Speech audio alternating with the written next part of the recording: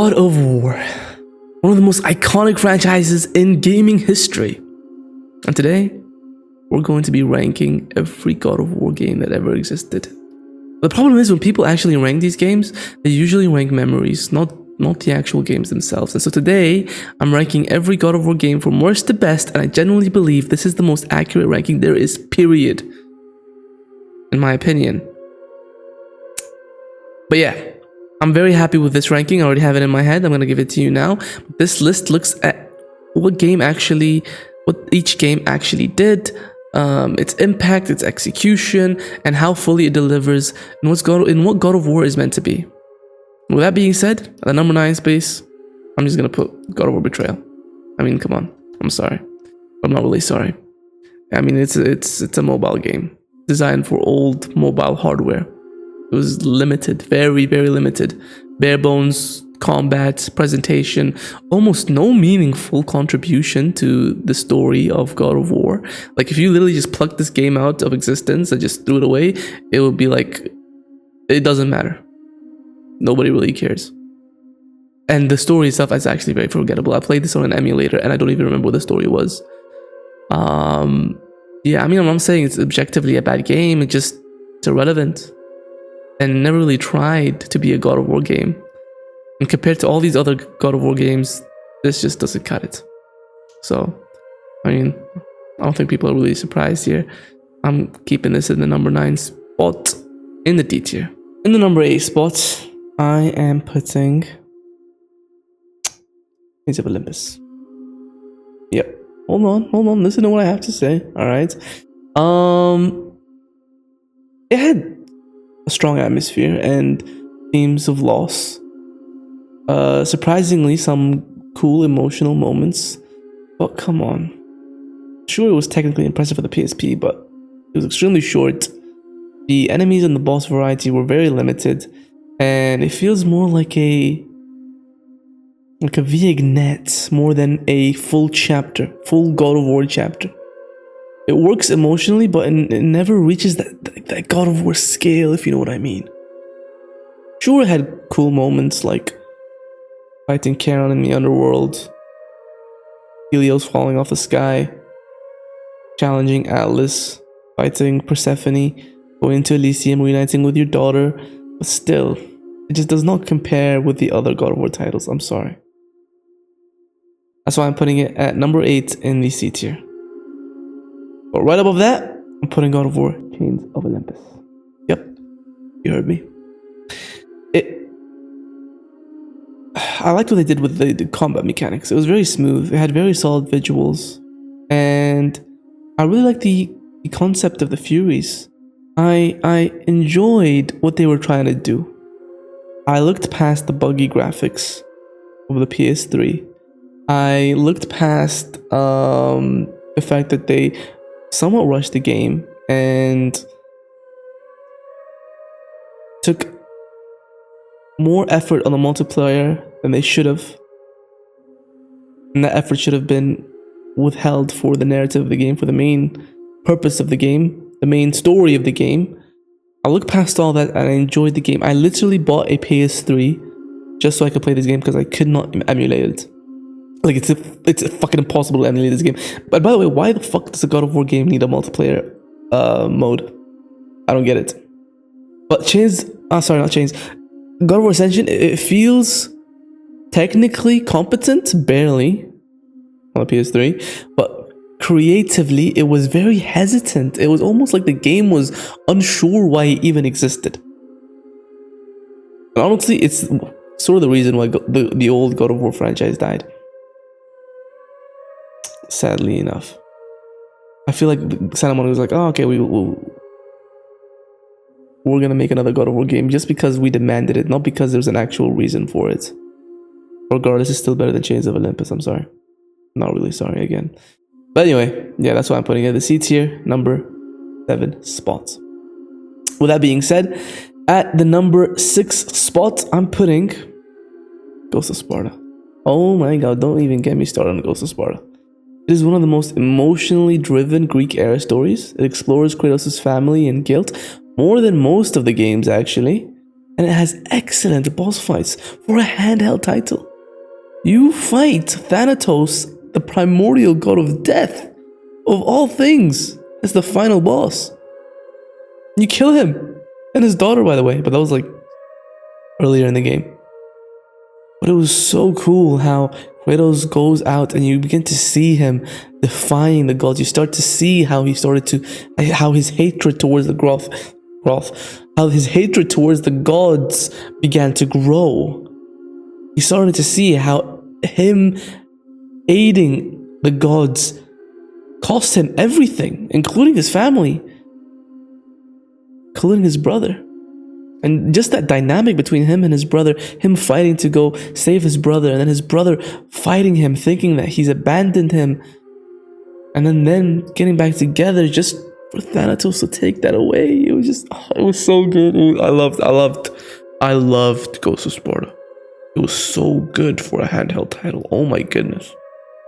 It was amazing. So good. So good. Loved it. But yeah. Number 6, B tier.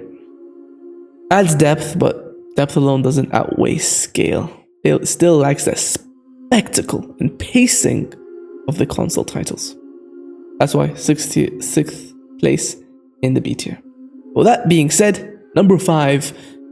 This is where the list becomes controversial. This is where you guys are gonna get mad. This is where I'm gonna get roasted and toasted.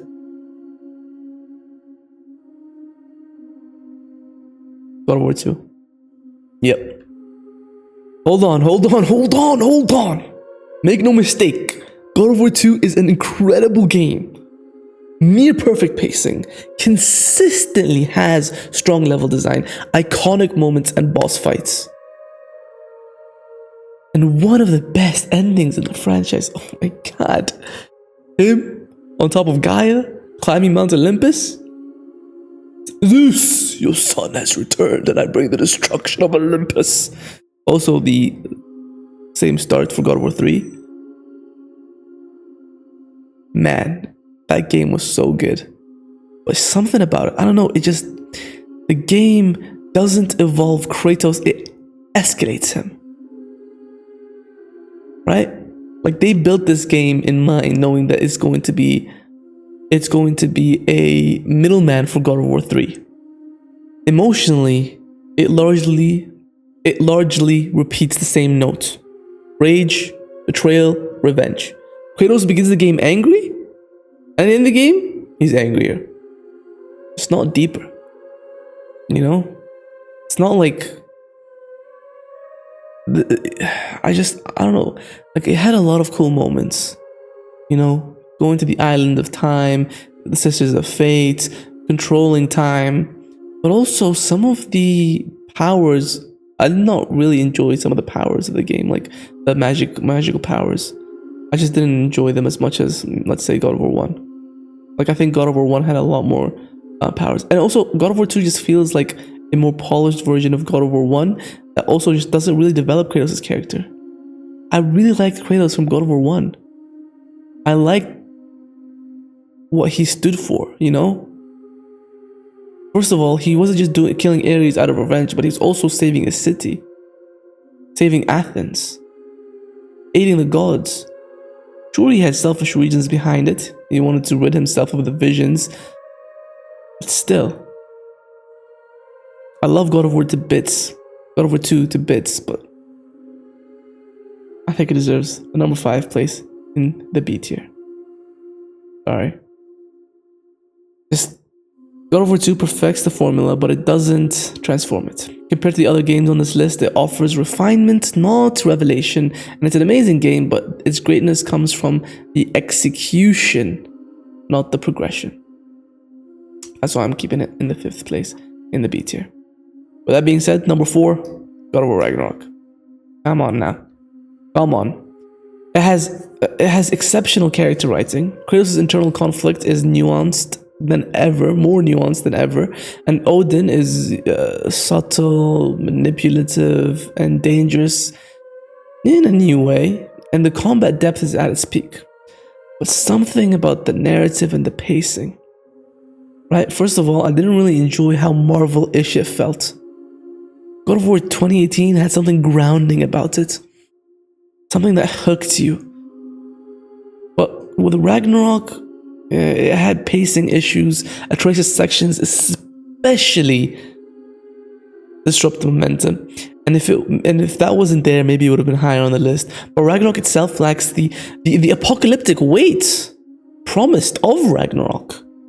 I was expecting Skull and Hati to eat the sun and moon, Kratos on top of the world serpent fighting Thor getting poisoned, some reality of the Ragnarok script happening, and none of it actually happened. I expected there to be like maybe some follow-up with what's going on with Athena after showing up in God of War 2018, and none of that happened. I mean, they fixed their mistake with their disconnect from the old games through Valhalla. But still, Ragnarok excels at conversation and character, but it slightly underdelivers. But yeah. But that's why at the number 3 spot, I'm putting God of War 3 in the A tier. Yep. Come on. It has the strongest opening in the franchise. You killed Poseidon, for God's sake. But in like the first 10 minutes, every boss fight feels myth-defying. Kratos is a force of destruction, not a character study. The scale never drops, never hesitates. And God of War 3 just doesn't ask what Kratos feels, it shows what he does. It's God of War at full volume, fully committed, completely unfiltered, and absolute masterpiece. Absolute masterpiece. Loved it. And it explores so many good themes. Themes of hope, themes of betrayal, themes of revenge, themes of death and revival. I think it's very underrated, God of War 3. I'm putting it in the number 3 spot. Well, not with that. Number 2, God of War 2018. It reinvents the franchise, but the most important thing it does, it doesn't erase the identity of God of War. Kratos finally reflects on his past instead of running from it. Combat feels grounded and deliberate. World building is rich and cohesive. I played that game for hours. Oh my god, I played it for hours. For days, for weeks on end. I did not get that same playability with God of War Ragnarok. I did not. It just, the world felt so big. And there was so much life to it. But at the same time, it does trade scale for intimacy, and it focuses on a little bit of restraint rather than excess. It's the most mature God of War game, but maturity isn't the same as dominance. That's why I'm putting it in the number 2 spot in the S tier though. And just the story, the story is phenomenal, man. It's so simple, but the execution is so well done. It's so well done. Let me tell you, when Kratos went back for the chains of Olympus, for the Blades of Chaos, oh my goodness. And he saw Athena, I literally just stood up and I started running around the house. Started doing laps around the house of how excited I was. It was such a good game, man. Just every bit of it from start to finish was so good. Maybe the Alfheim section was a little bit but other than that, wow. Just the game kept you hooked throughout.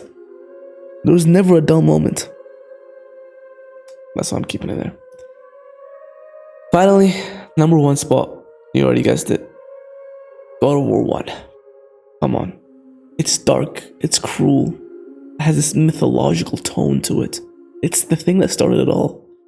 There's this tragedy. It feels raw and uncompromising. Ares is personal, present, and threatening. The world feels hostile, not heroic. And this game doesn't romanticize Kratos, it condemns him. And I remember playing this game growing up with my dad. I remember there's one specific memory where we're sitting in the living room, the air conditioner is on, and we're eating strawberries of all things. I don't remember which part of the game specifically we were on, but I remember just having so much fun with the game, feeling like, wow, I'm such a badass.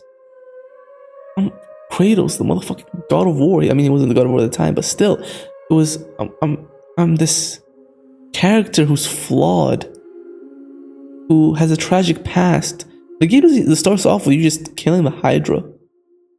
People are scared of you and you don't know why they're scared of you. And then the story just keeps building and building and building, and you realize, wow, this guy has a tragic history. God of War 1 is just undefeated. But here's the thing about ranking games like this, is we often, I think nostalgia definitely influences my ranking here. Just a little bit. We often confuse how something made us feel with how well it was made.